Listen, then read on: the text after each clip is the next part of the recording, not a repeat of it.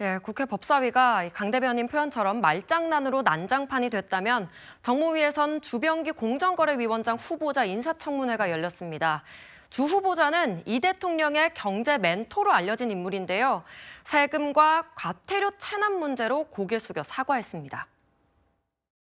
이 세금 체납, 과태료 체납으로 15차례 재산 압류가 되고 차량 등에 대해서 14차례 압류가 됐죠. 예, 맞습니다. 예. 그리고 또 재산세 미납으로 아파트 압류도 된 바 있습니다. 인사청문회를 앞두고 납부를 부랴부랴 합니다. 입각세 내신 겁니까? 국민들께 죄송하다고 생각합니다. 그렇지만 항상 저는 법과 국민의 의무를 다한다는 원칙으로 살아오려고 노력은 했습니다. 한 번도 납세 의무를 피하려고 의도적으로 판단을 했던 적은 없고요. 지연 납부는 실수였고 항상 지연된 것이 확인되면 바로 납부했습니다.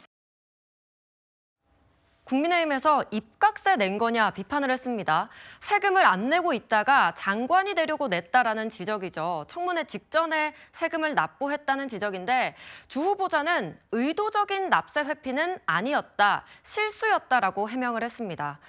그런데 이 지방소득세부터 주민세까지 재산세, 자동차세 29건이 체납이 됐고 금액만 918만 원입니다. 박민영 대변인님, 네. 여기에 과태료까지 체납을 했다고요? 네, 저는 이런 분들만 이렇게 인선을 지명을 하는 것 자체도 굉장히 놀랍다라고 생각이 될 정도로 어제 청문회를 좀 지켜봤는데요. 네. 10여 차례 이상 이게 그 체납을 해서 심지어 압류까지 되었다라고 하거든요. 예. 근데 인지를 하자마자 바로 납부를 했다라고 하는 것 자체가 지금 앞뒤가 전혀 안 맞는 상황들이 있다라고 하는 겁니다. 그리고 지금 공정거래위원장으로 지명이 된 거잖아요. 공정거래위원장이라고 하는 자리가 또 굉장한 그 규제 권한을 가지고 있는 기관이지 않습니까? 그래서 기업들의 여러 가지 행위에 대해서 행정처분 등의 명령, 의결을 할 수가 있기 때문에 그러니까 규제를 하는 기관의 장이 되고자 하는 건데 지금 본인이 좀 규제를 받아야 되는 저는 그런 상황으로 생각이 되거든요. 네. 그렇기 때문에 전혀 기관의 그런 속성에 맞지 않는 인선이 됐다라고 생각을 하고요. 이런 부분들에 대해서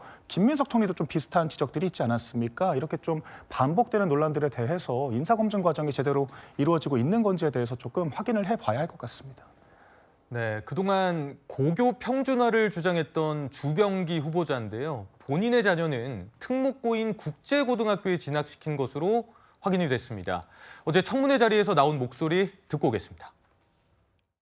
국제고 가는 거 갈 수 있죠. 그리고 얼마든지 기득권 되려고 노력하는 거 할 수 있죠. 그러나 후보자님께서 그동안 뱉어내셨던 그 말들을 생각해보면 본인의 삶이 너무 많이 괴리됐다는 것에 대해서 많은 국민들이 여기에 대해서 허탈감을 느끼시지 않겠습니까? 내로남불과 위선이라는 비판을 저는 피하기 어렵다고 생각하고 조국 전 장관에 비할 거는 못 되지만 적어도 보급형 조국 정도는 저는 된다고 생각합니다. 지적을 겸허히 수용하겠습니다. 제가 얘기했던 것을 제 자녀에게 그 방향으로 지도를 충실하게 하진 못했던 것은 맞는 것 같습니다.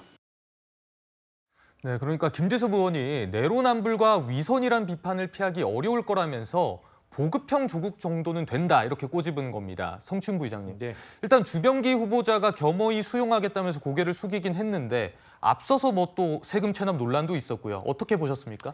근데 세금 체납도 그렇고 자녀 이 학교 진학 문제도 그렇고 이 공정거래위원장으로서의 자질에 그렇게 문제가 될 것인가? 물론 그걸 디테일한 직책을 뛰어넘는 공직자로서 이런 자세가 괜찮은가에 대한 지적은 당연히 있을 수 있고 비판을 겸허히 수용해야 된다고 생각합니다. 그렇기 때문에 사과의 말씀을 계속해서 반복적으로 한 것으로 보이고요. 예. 글쎄요, 그 고교 평준화나 이런 교육 평등, 불평등 해소 문제를 계속 주장할 수는 있습니다만 뭔가 집안에서 자녀의 의지에 따라서 아니면 그 부인의 또 의지에 따라서 이런 것들을 막을 수 없었던 현실적인 한계도 있었겠죠. 그렇기 때문에 자녀가 같다고 해서 그런 주장을 못 하느냐? 전 그건 또 아니라고 보고요. 과태료 부분은 저도 솔직히 그렇게 저는 엄청나게 큰 금액인 줄 알았어요. 그래서 혹시나 현금 융통이 좀 안 될 때 그런 금액들을 못 낼 수도 있는 부분이 좀 지연될 수도 있는 부분이 충분히 있으니까. 근데 과태료나 이런 것들을 안 냈다. 또 역으로 생각해 보면 이런 것들은 자동 납부나 이런 시스템이 되는 게 아니라 날라왔을 때 본인이 직접 이걸 해야 되는 부분이기 때문에 아마도 후보자 같은 경우는 그걸 일일이 다 챙기는 성격이다 보니까 뭔가 뒤늦게 와가지고 그런 것들을 항상 늦게 냈던 게 아닐까라는 생각이 좀 들고요.